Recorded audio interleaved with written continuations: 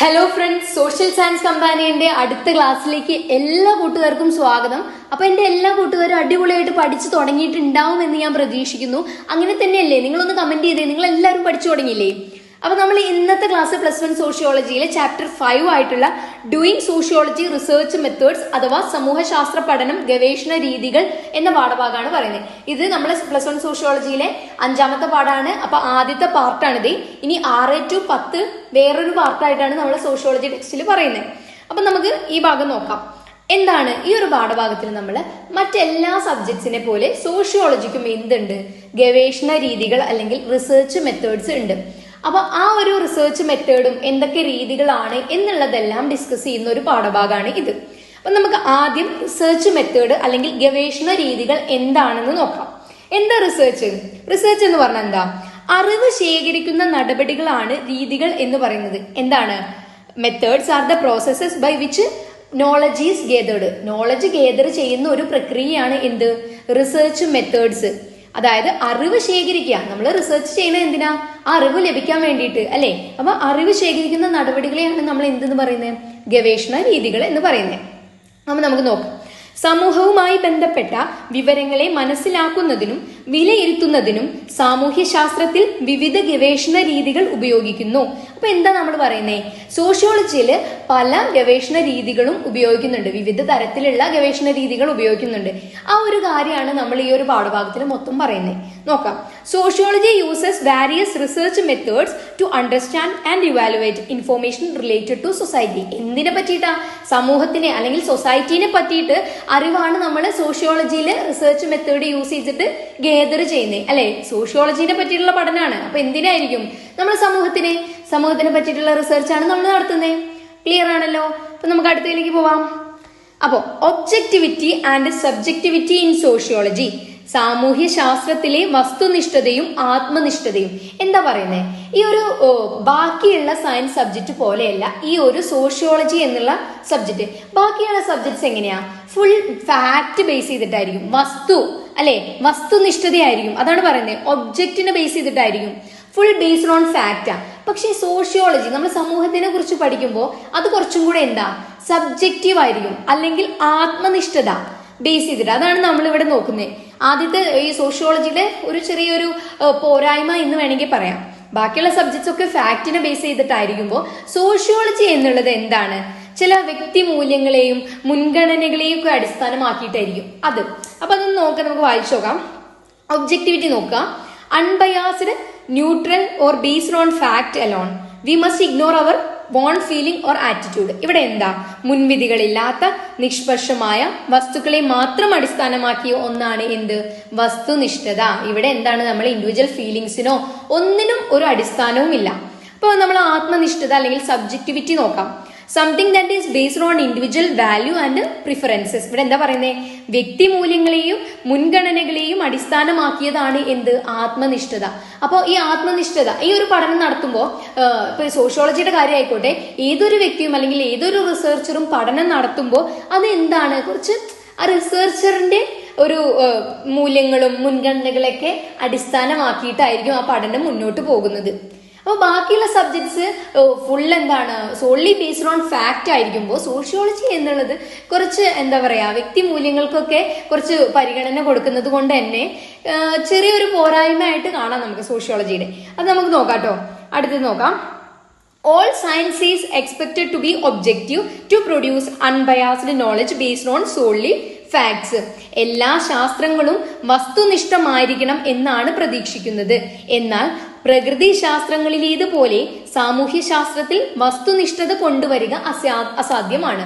അതായത് ബാക്കിയുള്ള പ്രകൃതി ശാസ്ത്രങ്ങൾ പോലെ എന്താ നമ്മുടെ സോഷ്യോളജിയിൽ നമുക്കിത് കൊണ്ടുവരൽ എന്താണ്? വളരെ കുറച്ച് ബുദ്ധിമുട്ടാണ്. കാരണം നമ്മൾ എന്തിനെ പറ്റിയാ പഠിക്കുന്നത്? സമൂഹത്തിനെ പറ്റിയാണ് പഠിക്കുന്നത്. അപ്പൊ സമൂഹത്തിലുള്ള മനുഷ്യരെ പറ്റി പഠിക്കേണ്ടി വരും. അങ്ങനെ വരുമ്പോൾ അവരുടെ താല്പര്യങ്ങളൊക്കെ നമുക്ക് എന്താണ്? കൺസിഡർ ചെയ്യേണ്ടതായിട്ട് വരും. അപ്പൊ കുറച്ച് സബ്ജക്റ്റീവ് ക്യാരക്ടറിനോട് നമ്മൾ കുറച്ച് ചായ്വ് കാണിക്കും എന്നുള്ളതാണ് ഇവിടെ പറയുന്നത്. But to do objective study in sociology is very difficult. എന്താണ്? സോഷ്യോളജിയിലെ ഒബ്ജക്റ്റീവ് സ്റ്റഡി അല്ലെങ്കിൽ വസ്തുനിഷ്ഠമായിട്ടുള്ള പഠനം നടത്താൻ കുറച്ച് ബുദ്ധിമുട്ടാണ് എന്നാണ് പറയുന്നത്. അപ്പൊ അതൊരു കാരണം.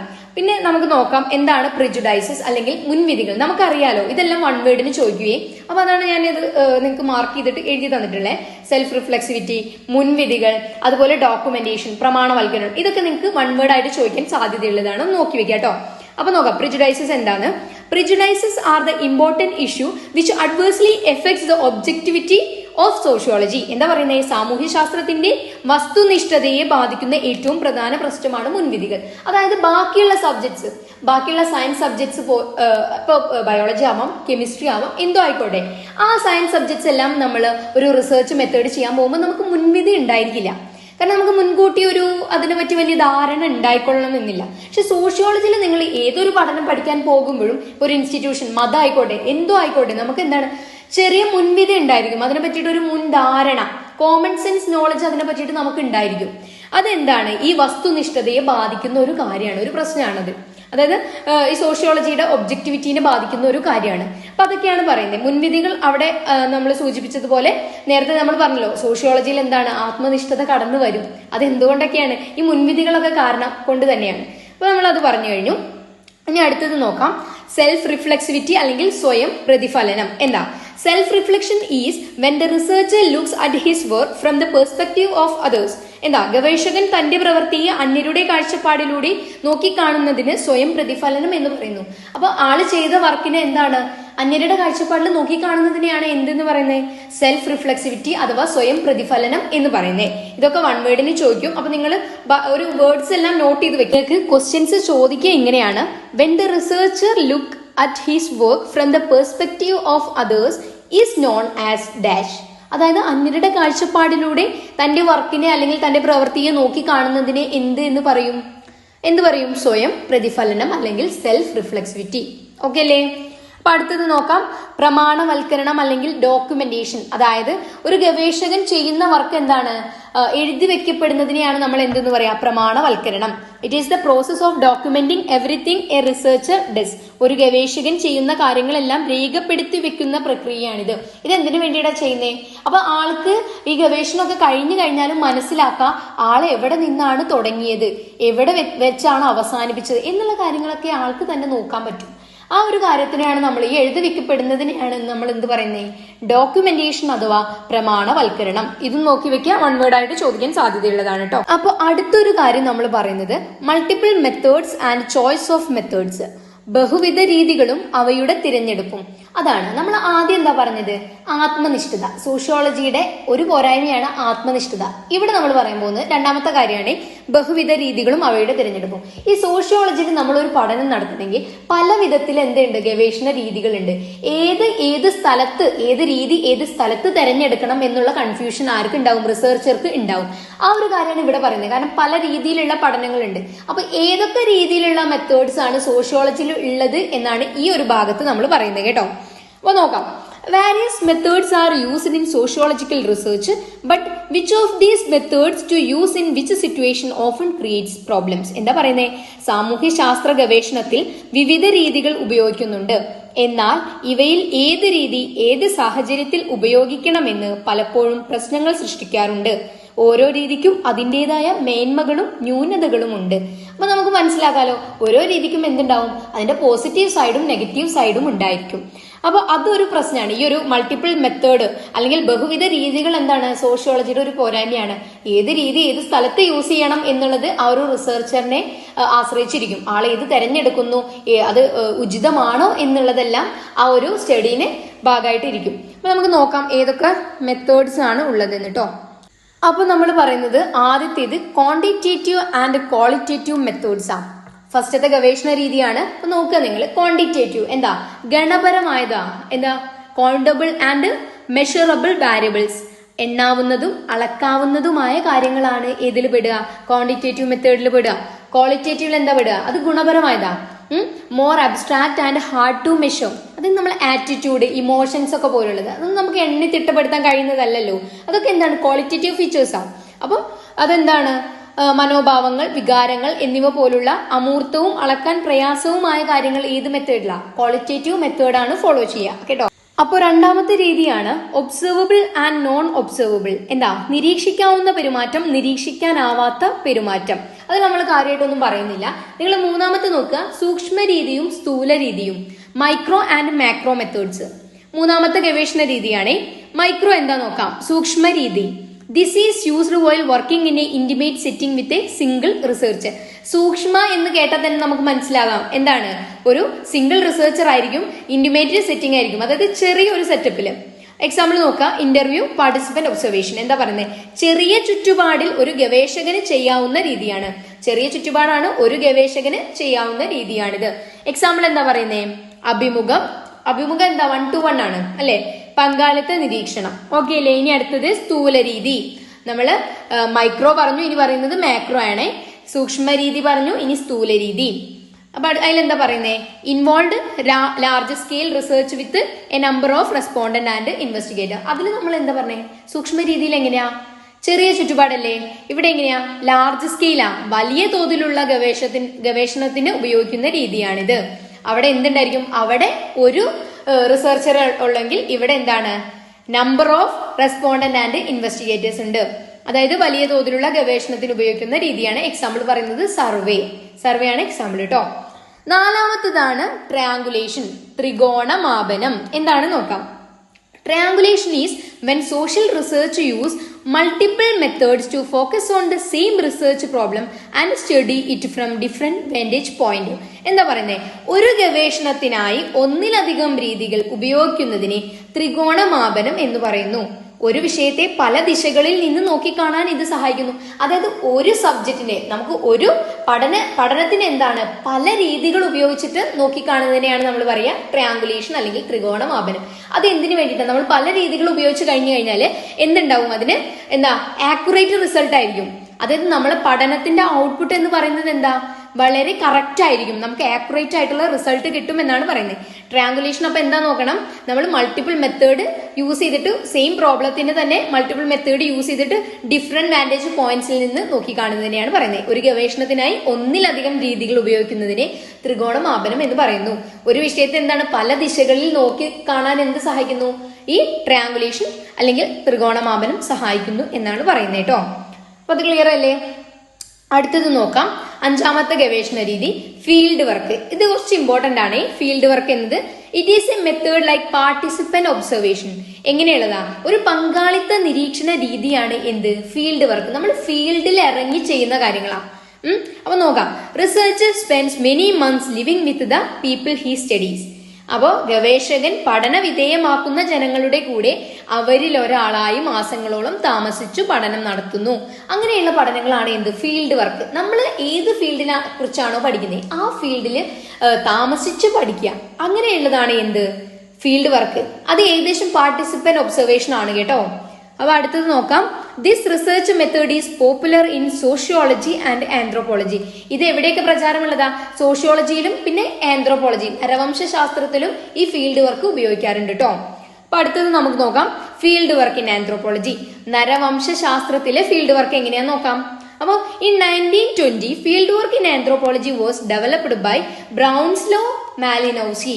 ആരാണ് 1920s ബ്രൗൺസ്ലോ മാലിനോവ്സ്കി ആണ് ഈ ഒരു ഫീൽഡ് വർക്ക് ആന്ത്രോപോളജിയിലേക്ക് കൊണ്ടുവരുന്നത്. അതിന് മുന്നേ ഉണ്ടായിരുന്നോ ആന്ത്രോപോളജിയിൽ, അതിന് മുന്നേ ഫീൽഡ് വർക്ക് ഉണ്ടായിരുന്നില്ല. ഓക്കെ അല്ലേ. അപ്പൊ ഫീൽഡ് വർക്കിനെ നരവംശാസ്ത്രത്തിന്റെ ഒരു പ്രത്യേക രീതിയായി സ്ഥാപിച്ചത് ബ്രൗൺസ്ലോ മാലിനോവ്സ്കി ആയിരുന്നു. അപ്പോ but early anthropologist never directly visited the communities they studied. They relied on information from reports written by travellers, missionaries, colonial rulers etcetera. അപ്പൊ ആദ്യകാലത്തുള്ള എന്താ പറയാ നരവംശ ശാസ്ത്രജ്ഞന്മാര് അവര് പഠന വിധേയമാക്കിയിരുന്ന സമുദായങ്ങളിൽ ഒരിക്കലും നേരിട്ടൊന്നും സന്ദർശിച്ചിരുന്നില്ല. അവരപ്പൊ എങ്ങനെയാ പഠിച്ചിരുന്നേ, പണ്ട് കാലത്തുള്ള സഞ്ചാരികള്, മിഷണറിമാര്, കൊളോണിയൽ ഭരണാധികാരികള് തുടങ്ങിയവര് എഴുതിയ റിപ്പോർട്ടുകളിൽ നിന്നുള്ള വിവരങ്ങളെയാണ് ആരാശ്രയിച്ചിരുന്നത്, ഈ നരവംശ ശാസ്ത്രജ്ഞര് ആദ്യം അവരെയൊക്കെയായിരുന്നു ഡിപ്പെൻഡ് ചെയ്തിരുന്നേ. പിന്നെ 1920 ആരാണ് കൊണ്ടുവന്നേ, ബ്രൗൺസ്ലോ മാലിനോവ്സ്കി ആണ് ഫീൽഡ് വർക്ക് എങ്ങോട്ട് കൊണ്ടുവന്നേ, ആന്ത്രോപോളജി നരവംശ ശാസ്ത്രത്തിലേക്ക് കൊണ്ടുവന്നേ. ഇത് ചോദിക്കാറുണ്ട് ആരാണ് അത് കൊണ്ടുവന്നേന്ന് കേട്ടോ. അപ്പോ അങ്ങനെ ഉള്ള ഒരു ബുക്കാണ് എന്ത്, ദ ഗോൾഡൻ ബോ ബൈ ജെയിംസ് ഫ്രേസർ. അങ്ങനെ എന്താ പറയാ, അവര് ഈ പണ്ടുള്ള നരവംശ ശാസ്ത്രജ്ഞന്മാര് ബാക്കിയുള്ളവരെ നോക്കിയിട്ട് വിവരങ്ങൾ ശേഖരിച്ച് എഴുതിയ ഒരു ബുക്കാണ് എന്ത്, ദി ഗോൾഡൻ ബൗ. ആരാ എഴുതിയത്? ജെയിംസ് ഫ്രേസർ ആണ് ഇത് എഴുതിയത് കേട്ടോ. അപ്പൊ അതൊന്ന് ശ്രദ്ധിക്കുക. പണ്ട് ഫീൽഡ് വർക്ക് കൊണ്ടുവരുന്നതിന് മുന്നേ നരവംശ ശാസ്ത്രത്തില് കൊണ്ടുവന്നതാണ് ദി ഗോൾഡൻ ബൗ. അത് മനസ്സിലാക്കി കേട്ടോ. അപ്പോൾ അടുത്തത് നമ്മൾ പറയുന്നതാണ് ഫീൽഡ് വർക്ക് ഇൻ സോഷ്യോളജി. സോഷ്യോളജിയിലെ ഫീൽഡ് വർക്ക്. നേരത്തെ നമ്മൾ ആന്ത്രോപോളജിയിലെ പറഞ്ഞു കഴിഞ്ഞു. ഇവിടെ നമ്മൾ സോഷ്യോളജിയിലെ ഫീൽഡ് വർക്ക് എങ്ങനെയാണെന്നാ പറയുന്നത്. അപ്പൊ നോക്കാം, ഇവിടെ എന്താണ്, സോഷ്യോളജിയും ആന്ത്രോപോളജിയും തമ്മിൽ ഫീൽഡ് വർക്ക് ഒന്നാണ്. പക്ഷെ എവിടെ നടത്തണം എന്നുള്ള കാര്യത്തിൽ മാത്രമേ വ്യത്യാസമുള്ളൂ, കോണ്ടെക്സ്റ്റിൽ മാത്രം വ്യത്യാസമുള്ളൂ കേട്ടോ. അതായത് സാമൂഹ്യ ശാസ്ത്രത്തിലെ ഫീൽഡ് വർക്ക് എവിടെയാണ് നടത്തേണ്ടത് എന്ന കാര്യത്തിൽ മാത്രമേ വ്യത്യാസമുള്ളൂ ആന്ത്രോപോളജിനായിട്ട് കേട്ടോ. ഈ ആന്ത്രോപോളജി എവിടെ നടത്തുക? സിമ്പിൾ ആയിട്ടുള്ള സൊസൈറ്റിയിലാണ് നടത്തുക. ഇപ്പൊ ട്രൈബൽ വില്ലേജ് പോലെയുള്ള റിമോട്ട് ആയിട്ടുള്ള ട്രൈബൽ വില്ലേജിലൊക്കെയാണ് നടത്തുക. പക്ഷേ ഗോത്ര സമുദായങ്ങളിൽ കേട്ടോ. അപ്പോൾ ഈ സോഷ്യോളജി എങ്ങനെയാ, കോംപ്ലക്സ് ആൻഡ് മോഡേൺ സൊസൈറ്റീസിലാണ് നടത്തുക. ആധുനികവും സങ്കീർണവുമായ സമൂഹത്തിലാണ് ഫീൽഡ് വർക്ക് നടത്തുക.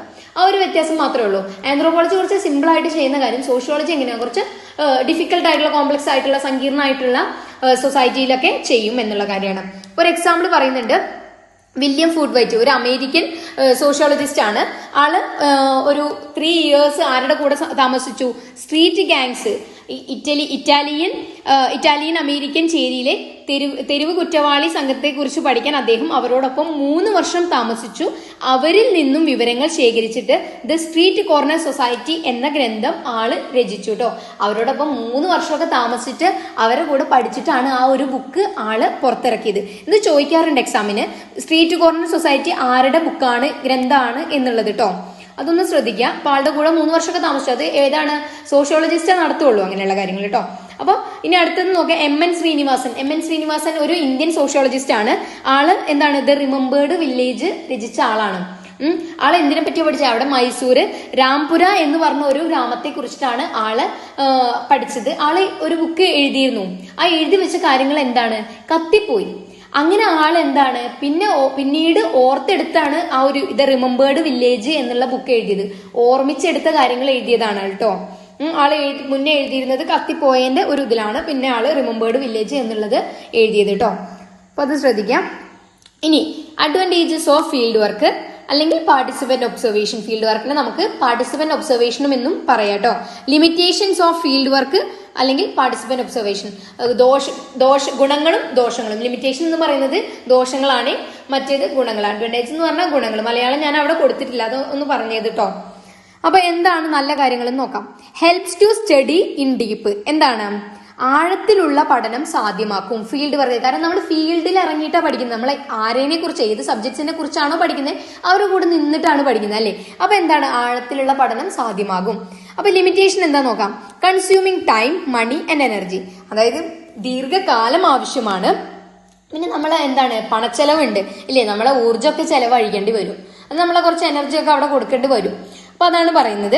അടുത്തത് നോക്കാം. ഹെൽപ്സ് ടു കറക്റ്റ് അവർ പ്രിജുഡൈസസ്. പിന്നെന്താ, ഒരു നല്ല കാര്യം, ഗുണാണ് പറയുന്നത്, നമ്മുടെ മുൻധാരണകളെ തിരുത്താൻ സഹായിക്കുന്നു. ഇപ്പൊ നമുക്കൊരു ഗോത്രവർഗത്തിനെ പറ്റിയിട്ട് ഒരു മുൻധാരണ ഉണ്ടെങ്കിൽ അവിടെ ഫീൽഡ് വർക്ക് ചെയ്ത് കഴിഞ്ഞാൽ നമുക്ക് എന്താണ്, നമ്മൾ മുൻധാരണകളെല്ലാം മാറി കിട്ടും. നമ്മൾ പോയി കഴിഞ്ഞാൽ ചിലപ്പോൾ ആ ഒരു സാഹചര്യം ആയിരിക്കില്ല കേട്ടോ. അപ്പൊ അത് ഒരു നല്ല കാര്യമാണ്. പിന്നെ നമുക്ക് അതിന്റെ ദോഷം നോക്കാം, ലിമിറ്റേഷൻ നോക്കാം. Researchers interest are more likely to effect the study. ഗവേഷകരുടെ താല്പര്യങ്ങൾ പഠനത്തെ സ്വാധീനിക്കാനുള്ള സാധ്യത കൂടുതലാണ്. അത് ശരിയാണ് അല്ലെ. നമ്മൾ ആരാണോ അവിടെ പഠിക്കാൻ പോകുന്നത് ആളുടെ താല്പര്യം കുറച്ച് അതിനെ സ്വാധീനിക്കും, ആ പഠനത്തെ സ്വാധീനിക്കും അല്ലെ. അപ്പൊ നമുക്ക് എക്സാമ്പിൾ ആയിട്ട് പറയാം, മതത്തെ പറ്റി പഠിക്കുകയാണെങ്കിൽ ആളുടെ ആരാണോ പഠിക്കുന്ന ആ വ്യക്തിയുടെ മതത്തിൽ കുറച്ചൊരു ചായ്വ് വരാൻ സാധ്യതയുണ്ട് അല്ലേ. അപ്പൊ അതൊരു കാര്യം.